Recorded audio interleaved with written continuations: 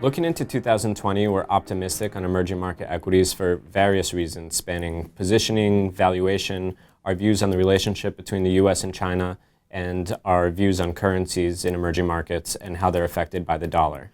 So in regards to positioning, we still see investors as significantly underinvested, with global institutional equity investors still roughly 700 basis points underweight.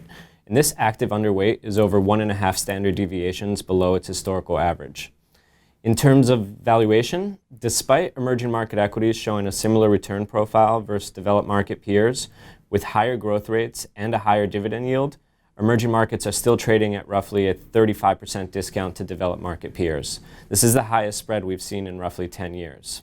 Now, we're also positive on the potential of seeing US-China trade resolution in the first quarter, and we have a strong view to see a tepid to weaker US dollar into 2020. Now, there are risks associated with our views. We could see increased fragility in the Eurozone, leading to a weaker euro and a stronger US dollar, but we see the probability of this diminishing with lower chances of a hard Brexit. Now, we're also monitoring the escalation of violence in Hong Kong, which could lead to draconian responses from the West and lower China-led growth, but this is not in our base case. Even incorporating these risks into the outlook, that's exactly why emerging markets benefit from active management.